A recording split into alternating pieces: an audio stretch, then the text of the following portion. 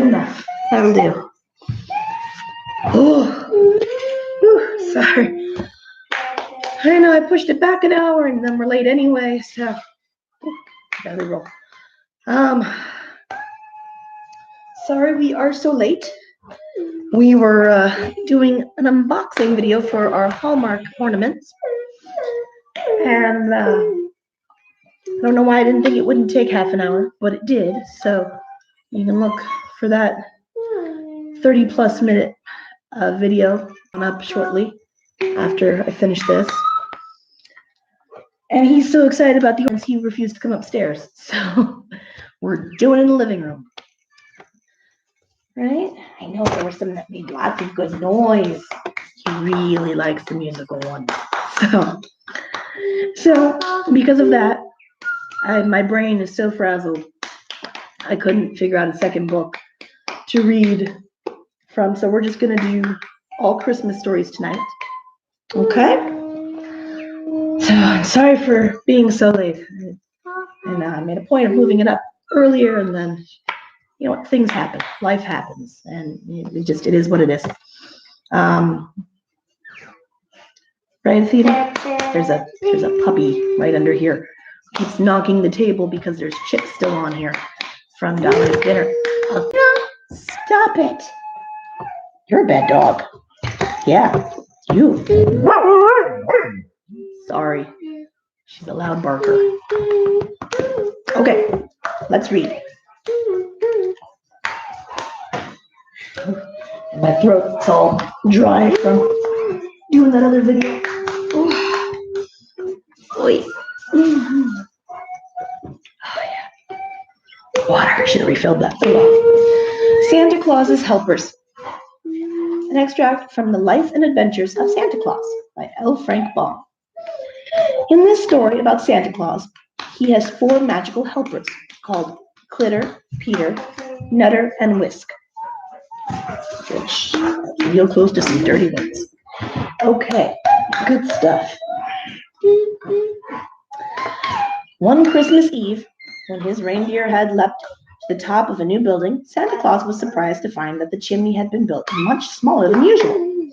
But he had no time to think about it just then, so he drew in his breath and made himself as small as possible and slid down the chimney. I ought to be at the bottom by this time, he thought, as he continued to slip downward. But no fireplace of any sort met Santa Claus's view. And by he reached the very end of the chimney, which was in the cellar. This is odd, he reflected, much puzzled by the experience. There is no fireplace. What on earth is the chimney good for? Then he began to climb out again and found it hard work, the space being so small. And on Santa Claus's way up, he noticed a thin round pipe sticking through the side of the chimney. He could not guess what it was for.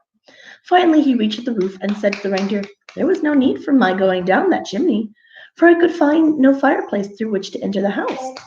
I fear the children who live there must go without playthings this Christmas. Then Santa Claus had not then discovered that stoves had been invented and were fast coming into use. The following year, Santa Claus found more and more of the new-fashioned chimneys that had no fireplace, and the next year still more. The third year, so numerous had the narrow chimneys become that he even had a few toys left in his sleigh that he was unable to give away. Because he could not get to the children, the matter had now become so serious that it worried the good man greatly, and he decided to talk it over with Clitter, Peter, Nutter, and Whisk. Clitter already knew something about it. It had been his duty to run around to all the houses just before Christmas and gather up the notes and letters to Santa Claus that the children had written, and telling him what they wished to be put in their stockings or hung on their Christmas trees. Well, declared the laughing Whisk, we must abandon any thought of using these new-fashioned chimneys, but become burglars and break into the houses some other way. What way? Asked Santa Claus. Why, walls of bricks and wood and plaster are nothing to fairies, said Whisk. I can easily pass through them whenever I wish, and so can Peter and Nutter and Clitter. Is that not so, comrades? I often pass through the walls when I gather up the letters, said Clitter. Therefore, continued the fairy, you may as well take us with you on your next voyage.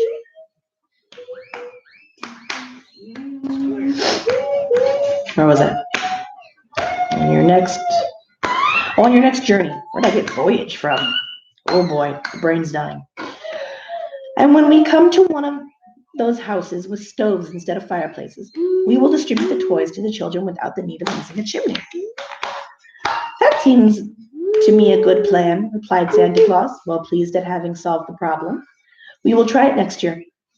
That was how the four helpers all rode in the sleigh with their master the following Christmas Eve. And they had no trouble at all in entering the new-fashioned houses and leaving toys for the children that lived in them. Taken all together, the trip was a great success, and to this day the four little helpers always accompany Santa Claus on his yearly ride and help him to distribute his gifts. And Santa Claus soon found that parents were really anxious he should visit their homes on Christmas Eve and leave presents for their children. So, to lighten his task, which was fast becoming very difficult indeed, even with his four helpers, Santa Claus decided to ask the parents to assist him. Get your Christmas trees all ready for my coming, he said to them, and then I shall be able to leave the presents without loss of time, and you can put them on the tree when I am done. And to others he said, see that the children's stockings are hung up in readiness for my coming, and then I can fill them as quick as a wink. And often, when parents were kind and good-natured, Santa Claus would simply fling down his packages of gifts and leave the fathers and mothers to fill the stockings after he had darted away in his sleigh. I will make all loving parents my deputies, cried the jolly old fellow, and they shall help me do my work.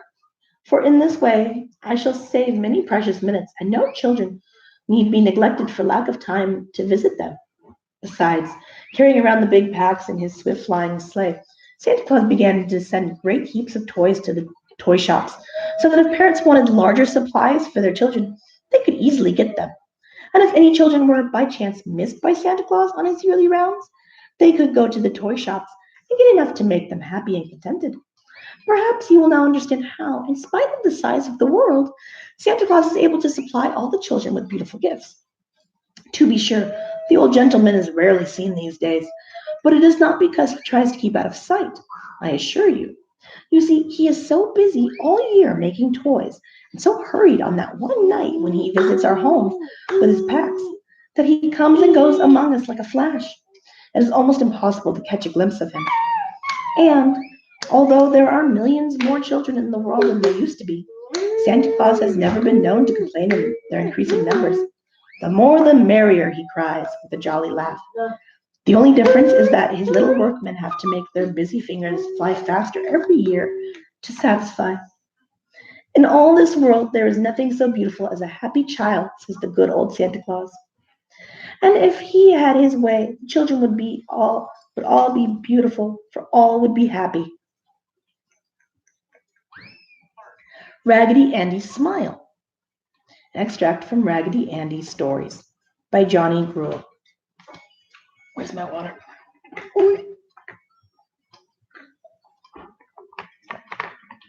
What have you said about Alistair?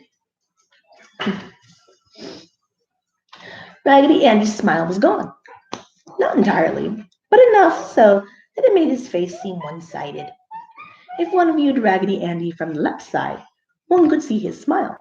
However, if one looked at Raggedy Andy from the right side, one could not see his smile. So Raggedy Andy's smile was gone. It really was not Raggedy Andy's fault. He felt just as happy and sunny as ever.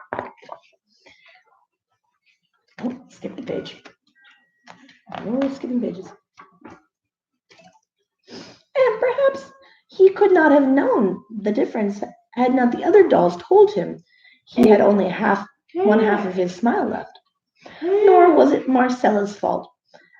How was she to know that Dickie would feed Raggedy Andy orange juice and take off most of his cheery smile? And besides, taking off one half of Raggedy Andy's smile, the orange juice left a great brown stain upon his face. Marcella was very sorry when she saw what Dickie had done. However, Dickie's only sorrow was that Raggedy Andy was taken from him, and he could not feed Raggedy Andy more orange juice. Marcella kissed Raggedy Andy more than she did the rest of the dolls that night. She hung up a tiny stocking for each of the dollies and placed a tiny china dish for each of the penny dolls beside their little spool bed box. For, as you probably had guessed, It was Christmas Eve, and Marcella was hoping Santa Claus would see the tiny stockings and place something in them for each doll.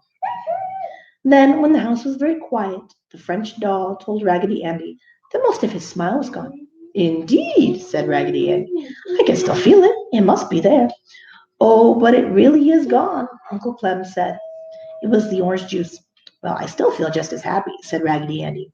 So let's have a jolly game of some sort. What shall it be? Perhaps we had best try to wash your face, said practical Raggedy Ann. She had always acted as a mother to the other dolls when they were alone. It will not do a bit of good, the French doll told Raggedy Ann. For I remember I had orange juice spilled upon a nice white frock I had one time, and the stain would never come out. That is too bad, Henry the Dutch doll said. We shall miss Raggedy Andy's cheery smile when he is looking straight at us. You'll have to stand on my right side when you wish to see my smile, said Raggedy Andy. But I wish everyone to understand that I am smiling just the same, whether you can see it or not. And with this, Raggedy Andy caught hold of Uncle Clem and Henry and made a dash for the nursery door, followed by all the other dolls. Raggedy Andy intended jumping down the stairs head over heels, for he knew that neither he, Uncle Clem, nor Henry would break anything by jumping downstairs. But just as they got almost to the door, they dropped to the floor in a heap, for there, standing watching the whole performance, was a man. Raggedy Andy, Uncle Clem, and Henry stopped so suddenly they fell over each other. Raggedy Andy, being in the lead and pulling the other two, slid right through the door and stopped at the feet of the man. A cheery laugh greeted this, and a chubby hand reached down and picked up Raggedy Andy and turned him over. Raggedy Andy looked up into a cheery little round face, with a little red nose and red cheeks, and all framed in white. Then the little round man walked into the nursery, and picked up all the dolls, and looked at them.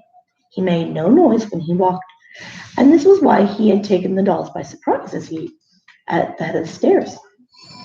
The little man with the snow white whiskers placed all the dolls in a row, and from a little case in his pocket he took a little tiny bottle and a little brush, and dipped the little brush in the tiny bottle, and touched all the dolls' faces with it.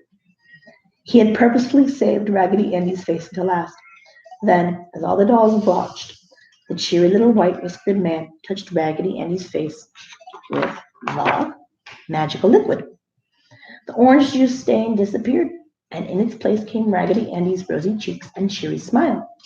And, turning Raggedy Andy so that he could face all the other dolls, the cheery little man showed him that all the other dolls,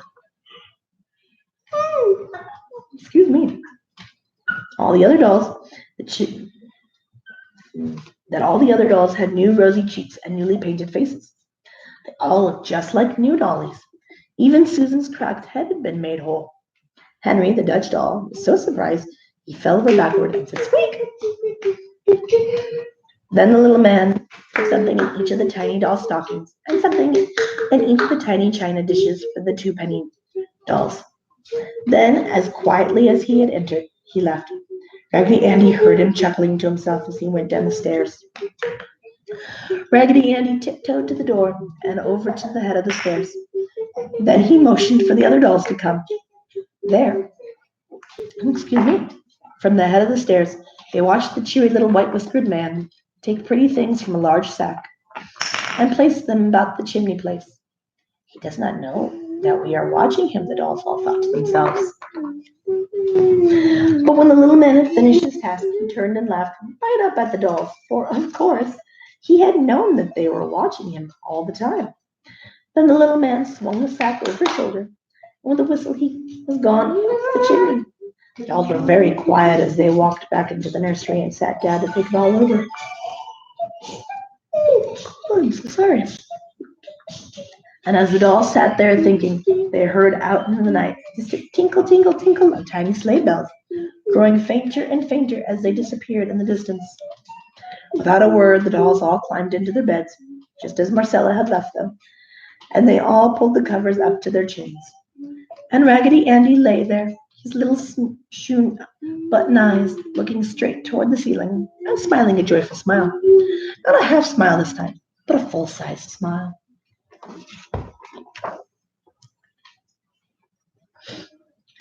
A visit from St. Nicholas. Hey, Munchkadoo, come sit with me. Come sit with me. Yeah, be my baby. Be my baby. Come here. Come here. Come. Hey, Athena, can you have that blankie? Can we have that? Can I have this? Give me the blanket. Here, have a blanket. Oh, my toe. You had to drop that right on my toe. Oh, it was only a matter of time. I'd been dodging it for days. A Visit from St. Nicholas by Clement Clarke Moore. 'Twas the night before Christmas, when all through the house not a creature was stirring, not even a mouse. The stockings were hung by the chimney with care, in hopes that St. Nicholas soon would be there. The children were nestled all snug in their beds, while visions of sugar plums danced in their heads. And Mamma in her kerchief, and I in my cap, had just settled our brains for a long winter's nap, when out on the lawn there arose such a clatter, I sprang from the bed to see what was the matter.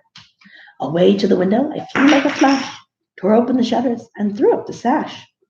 The moon on the breast of the new-fallen snow gave the luster of midday to objects below, when, what to my wondering eyes should appear but a miniature sleigh and 8 tiny reindeer, with a little old driver so lively and quick, I knew in a moment it must be St. Nick.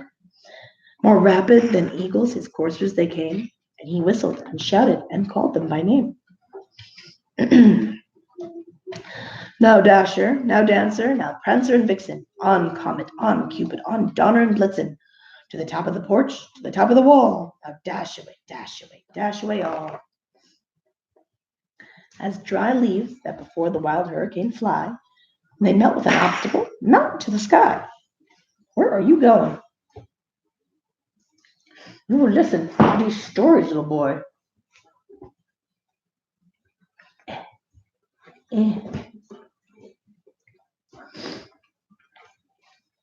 So up to the housetop the coursers they flew, with a sleigh full of toys, and St. Nicholas too. And then in a twinkling I heard on the roof the prancing and pawing of each little hoof. As I drew in my head and was turning around, down the chimney St. Nicholas came with a bound. He was dressed all in fur from his head to his foot, and his clothes were all tarnished with ashes and soot. Well, can't speak.